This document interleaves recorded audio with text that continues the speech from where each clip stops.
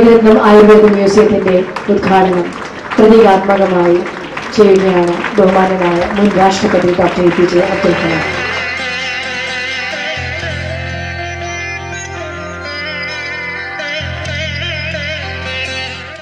Namaskar.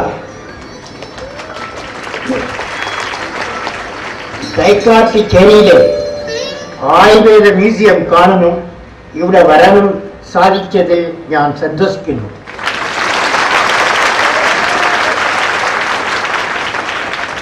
Friends, just now I visited the Vaidyaratnam museum and I saw how thousands of years back India has really achieved in medicine and including surgery, medicine and surgery. How they were leaders I can see from the museum. So I like to congratulate all the members like Honorable Sri Therampil Ashtavaidyan E.T. Narayan Moose, Ashtavaidyan E.T. Parameshwaran Moose and Dr. M. Ramuni. I would like to congratulate for all of them for generating such museum. Also I would like to greet Honorable P.C. Chako and Honorable Sri Therampil Ramakrishnan and all of them, for all of you friends who belong to this place. I am delighted to participate in the inauguration of the Vaidyaratnam Ayurveda Museum at Thaikkattussery. My greetings to Ashtavaidyan Narayanamurthy and the doctors, medical professionals, healthcare specialists, practitioners of Ayurveda, paramedical staff, students and distinguished guests on this occasion. Just now I visited Vaidyaratnam Ayurveda Museum before coming to dais. I am very happy to see that all started from Lord Brahma taught Ayurveda to Daksha Prajapati. From Daksha Prajapati to present Ashtavaidyan E.T. Parameshwaran Moose in 18th century and his family enriched and nurtured Ayurveda. I hope that you all know the history of Vaidyaratnam Aushadasala, which got the title in 1924 from Britishers and their noble service in the field of Ayurvedic medicines. It is indeed very important to preserve the rich and varied tradition of Ayurveda by creating a museum to exhibit the unparalleled knowledge of Ayurveda through the valuable literature, scripture, manuscript from traditional Ayurveda. Keeping all the ancient scriptures in digital format will be an added advantage. You have to convert to digital format. I am very happy to see the museum building set up with Saraswati Mandapam in a traditional way. In addition, I understand Vaidyaratnam Aushadasala has a well-equipped R&D lab to monitor the production and standardization of Ayurvedic medicine along with tech research, clinical research, pharma research with modern equipments.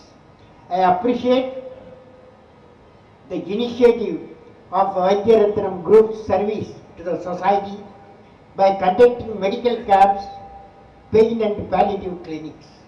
I am sure soon this museum will become an important attractive destination for tourists from India and abroad, and it will contribute to the medical tourism in Kerala. My greetings to all of you. In this ambience, let me talk few minutes on the topic Ayurveda research, prevention and cure in a natural way. Ayurveda research, preservation, prevention and cure in a natural way. Our young India with 1.25 billion population, of which 50% below the age of 30 years need to be transformed as a valuable asset by providing them adequate health care, education and occupation. This human resource will then transform India into a developed nation. The healthcare delivery cannot be dependent only on the allopathic healthcare, but need to harness the time-tested Indian traditional system of medicine, including Ayurveda. India was knowledge power few thousand years ago, giving the world Vedas, Upanishads, Bhagavad Gita, Yoga and Ayurveda. Before the evolution of allopathic healthcare system, our people in India relied on Ayurveda for a few thousand of years. Ayurveda is a science and art. Its practitioners focus on holistic healthcare through mind, body and soul approach. It is time for us to place this ancient science and medical practice on a scientific pedestal. We have to elevate to the scientific pedestal. Ayurveda's basic foundation is consciousness and a holistic approach to healthcare. Consciousness is unbounded and infinite when create those vibrations, which are the laws of nature. These laws of nature are structured in consciousness. They are not man-made. They are eternal and they are everywhere as quantum knowledge. These laws of nature function through the structure of DNA through different species. All DNA is basically the same four base pairs that repeat themselves. But the majority of DNA is not active. The part which is active is expressed through these laws of nature, through these vibrations. These will be different in different species. Then, as the consciousness is charging up the DNA, what happens? These vibrations or fluctuations of consciousness get materialized. That ultimately produces the body, whether it is an animal body or plant body or human body, and the planets, the cosmos or whatever. Now in the human body, different laws of nature materialize at different rates. And that creates different organ systems like liver or kidney. Each one of them is working at a different vibrations. If these vibrations are distorted and they are not in the right frequency, either due to sight disturbances in the mind or due to food, drink or the environment or other influences, it distorts the vibration of these organs. When the vibrations do not work properly, the structure which was originally formed as a different vibrations, now it is not working at the same vibration, hence it is diseased. Health can be maintained and disease can be prevented. Though now technology is advancing, people are still falling sick. Healthcare costs keep on increasing, and there is no way to reduce that unless you introduce prevention. The best prevention is through Ayurveda because it's a very comprehensive system. Since it's based on natural medicine, which is devoid of toxicity, it is indeed a challenge to Ayurveda.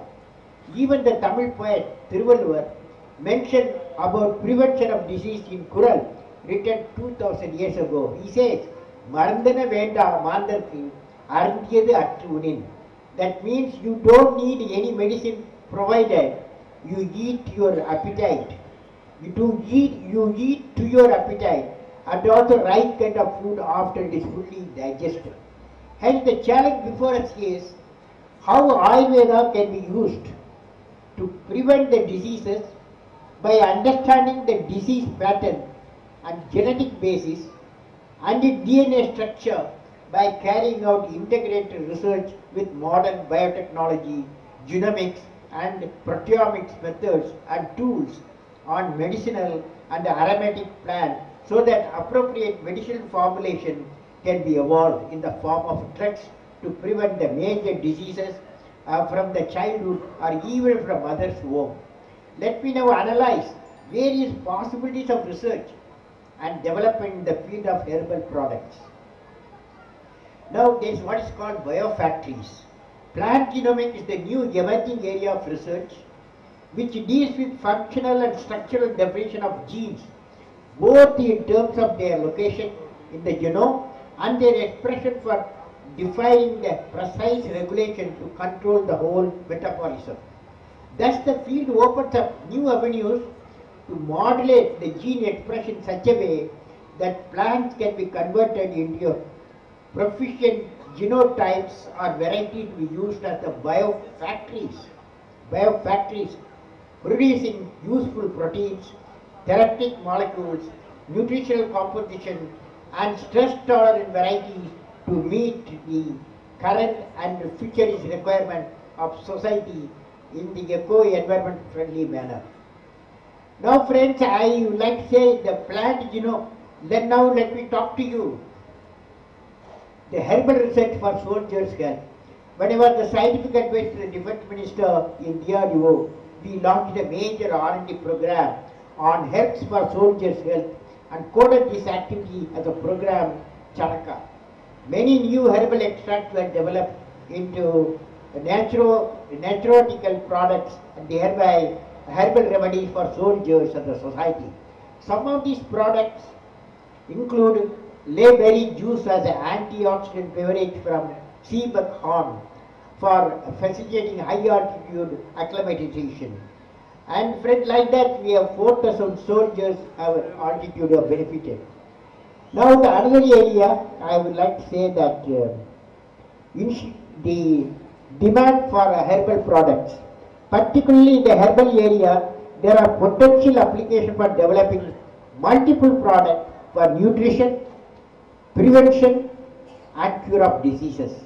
On the whole, India is stated to have 45,000 plant species. Out of these, about 3,500 species are of medicinal value. Harnessing this potential, according to experts, will not only boost our export, but also go a long way in the development of dry land agriculture in the country. The demand for medicinal plants is increasing every day. The World Health Organization has projected the global market for the herbal products are estimated to increase about US $200 billion in 2008 and $5 trillion by 2050. Now friends, I would like to say, conclude that it is very important. Ultimately, prevention is better than cure. Prevention is better than cure. Ayurveda's basic foundation is consciousness. So consciousness primarily means moral conscience, conscious the light of the soul that burns within the chambers of our psychological heart. It is as real as life is. It raises the voice in protest whenever anything is thought or done contrary to the righteousness. So conscience is a form of truth that has been transferred to our genetic stock in the form of a knowledge of our own acts and feelings as right or wrong. When you keep conscience clear, righteousness will prevail upon you. So friends, righteousness in the heart is very, very important. Will you repeat, all of you? Will you? Will you? Yes, will you repeat? Yes, where there is righteousness in the heart, there is beauty in the character. When there is beauty in the character, there is harmony in the home. When there is harmony in the home, there is order in the nation. When there is order in the nation, there is peace in the world. So friends, you can see, for achieving peace in the world, the starting point is righteousness. Who will give righteousness in the heart? Only three people can give. Father, mother in a spiritual environment, like Vaidyaratnam was in the spiritual life. Father, mother in a spiritual way. And the third one, good primary school teacher. Hence, for leading good quality and healthy life, again righteousness in the heart is essential. So dear friends, all human suffering start whether it is our mind or body. When you deviate from righteousness, it is our duty to uphold the righteousness in all our minds. So finally, I would like to say, may all living beings in all the world be happy. And let me conclude with a quote from Charaka Samhita. He says health is known as happiness, while disorder is unhappiness. My best wishes, and may God bless Vaidyaratnam and its family.